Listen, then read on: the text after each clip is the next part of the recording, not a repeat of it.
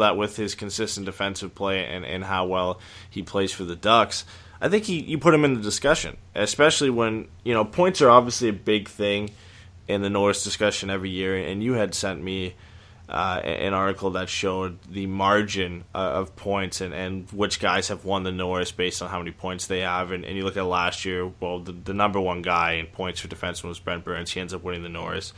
2 seasons before that, Erik Karlsson, who had 66 points. He was the leading defenseman in points. He won the Norris. PK Subban before that, Erik Karlsson again. And really the only anomaly in between that is Drew Doughty in 2015-2016, where he had 51 points and the leader had 82, but he still won the Norris, and he was at 62.2% of what the leader had in points. So I think if Lindholm can kind of get around that number, if you look at his points right now, he's got 24, and the leader in John Klingberg has 56. So that puts him at about 58.2% of what Klingberg has. So he's not quite in that 60 to 70 range that kind of puts him in the discussion because points matter. But if he can get up there, and I think he has the ability to do that, then you kind of have to consider him in the discussion based on his defensive play. No, I mean, and I don't want to take anything away from Klingberg. He's been just a monster this season. He's been so good. He's deserving of all the praise, honestly. I'm not putting Hampus anywhere in that. But, I mean, you got to say he's a top 10 guy, I feel like, and he just needs that offensive ability that he has to come out. He's taking a lot more chances. You see him in the rushes with the Ducks. He'll come out of the defensive zone, make a pass, and be expecting a give-and-go pass to drive through the neutral zone into the offensive zone. And I don't know if he's just not obviously he's just not converting on these plays, and maybe he's just not making the best of his chances. But if he found a way to do it, I don't see why he couldn't be talked about, because he's a great two-way player. He's always back on D2. He's got tough assignments. I don't think we've seen him a lot on the power play. I mean, obviously not on the first power play unit, but he definitely plays the penalty kill. So he's a responsible guy and somebody that Ducks really trust. I just hope eventually he gets up there and finds his offensive spark.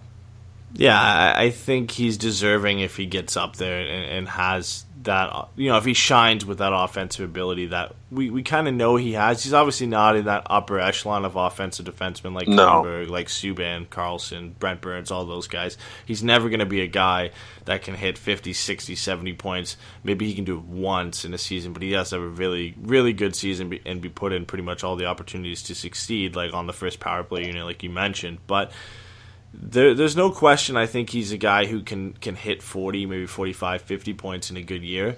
And I think, if you see him have those types of years, and then you have to look, of course, at the defensemen around him. But I think there's a possibility for him to be in the discussion eventually in his career. I mean, he's still young. There's still a lot of time for him to get to that point. But I really like referring to that Doughty season where he wasn't even really close to the leader in points, but he ends up winning the Norris Trophy. And it doesn't happen often. Majority of the time, either the leader in points for defensemen or somebody that's pretty close within 5 or 6 points is the guy who ends up winning the Norris Trophy. But it doesn't mean it can't happen, and I think Lindholm has a good shot if he can just up his offensive production a bit.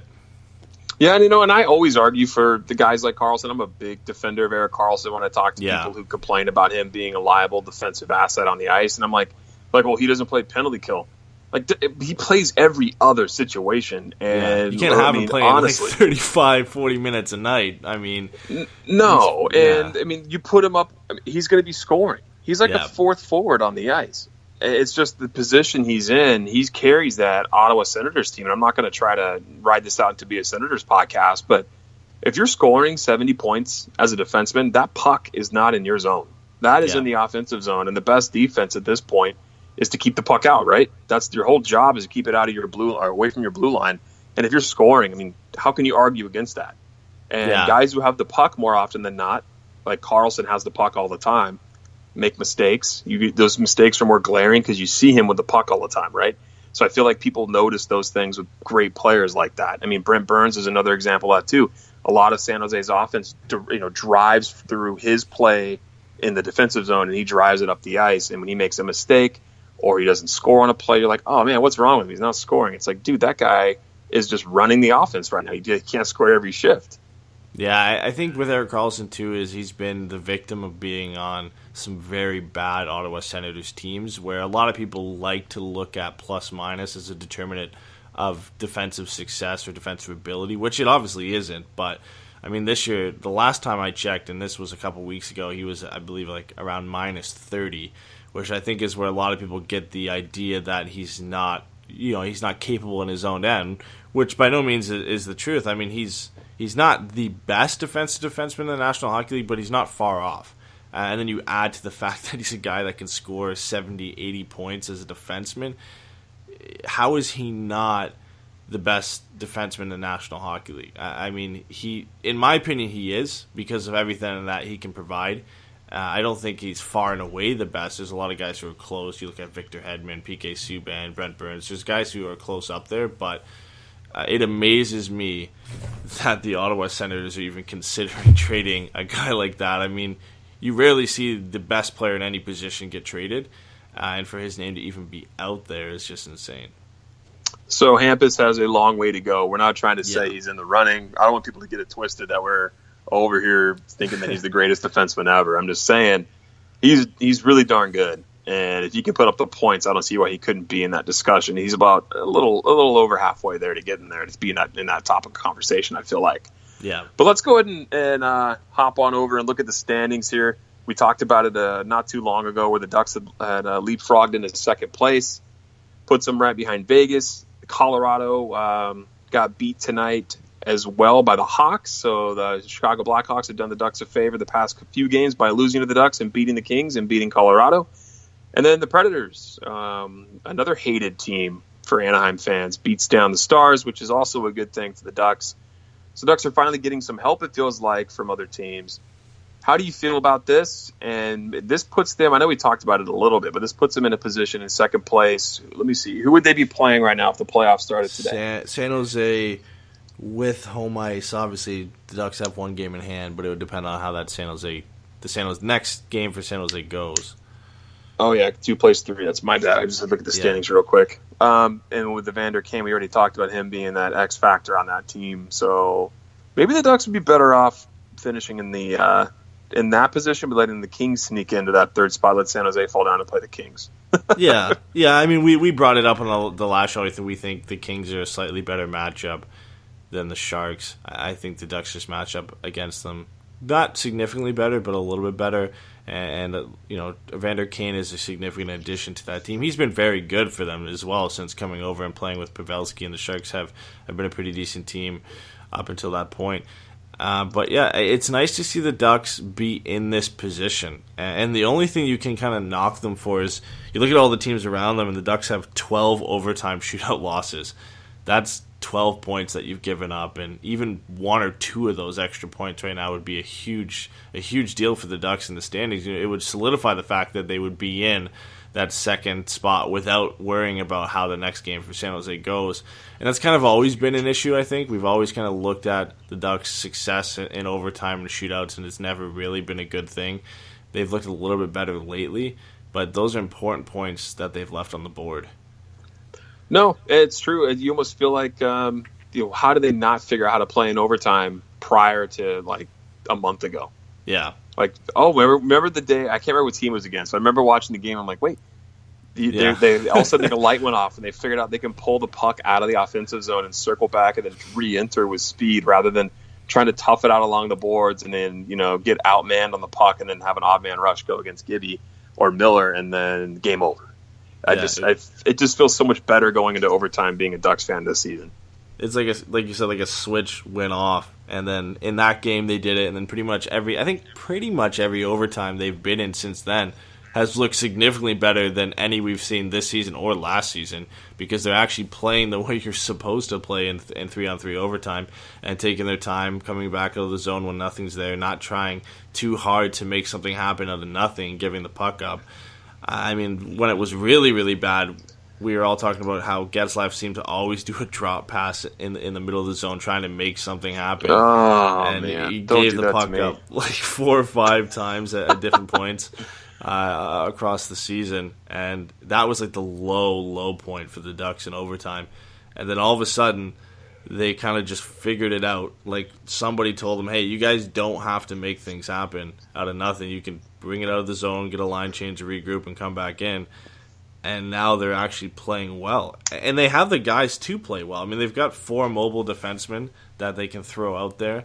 They've got a plethora of talented forwards to put over the boards. You know, this is a team who should be good in 3-on-3 overtime, and it's weird that it's taken them this long to get to that point.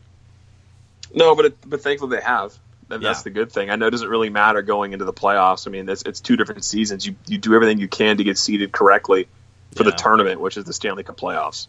Exactly. So, hey, do you want to give a little bit of a preview of who's leading our Forever Mighty leaderboard? Yeah, I have to bring it up here. So, anybody who entered today, we probably had some new people enter today. So, for these late games, we'll usually update the leaderboard the morning after, because I have to go through and look at all your submissions and add all the new people to the leaderboard, so it makes it difficult to get it out the night before. But I believe Ricky Bradley has consistently been leading since day one, and of course we've only been doing this this is the 3rd time today that we've been doing it, but the top 3 as of last game were Ricky Bradley, CeCe Bowen, and Sanford McCann as our 3 stars, and McCann was tied with about 6 or 7 other people at 2 right now, so it's early. But I mean, Ricky got off to a great start and predicted all 3 of the variables we had on the first night. So he started off perfect and is still leading the leaderboard. But hey, I mean, anybody who's listened to this now who hasn't seen it, it's on Twitter. We try to get it on Instagram and Facebook as well, but it's just a lot more user-friendly to put it out on Twitter. But you can come in at any point, and as long as you either get lucky or you have some kind of inside information on the game coming up, it's very, very easy to catch up in the standings. Absolutely. Did we have anybody go 3 for 3 or get anything tonight? Did anyone pick I don't Rakell think so. 4-0 and Bieksa? Most people lost the moment Bieksa took that penalty. So I think, to go 3 for 3? Yeah. Well, I think the majority of people had Richie. I think 2 or 3 people had Bieksa. I'd have to go back and look through and see if they also had Henrique and a 4-0 scoreline. I doubt it, but there's probably a couple of people who had at least 2. But I think the majority of people are going to get either 1 or 0 tonight. So again, like I said, there's a lot of time and a lot of room to catch up. All right, man. So we got anything else you wanna touch on here? We've got a couple questions in the chat that we have to get to. Cool. We had a couple early, and then we had a few more later on. So Lord Rodney Strong making another appearance on the post-game show with the first question of the night. He said, can we talk about Gibby being our savior? What was it? Caps double our shots on goal. And that's kind of what we've seen a lot of times for the Ducks this season. Again, Gibby wasn't in the game against Dallas, but they got outshot 41-17, and the Ducks were able to rely on their goaltending to get by. And it was the exact same situation in this game, too. No, it's true. We talked about it last post game, about him being, why not being in the Vezina conversation, and we talked about how wins factor into that. But I mean, there's a reason why Gibby even leads the Ducks 3-star leaderboard. He's the guy that's been carrying this team all season.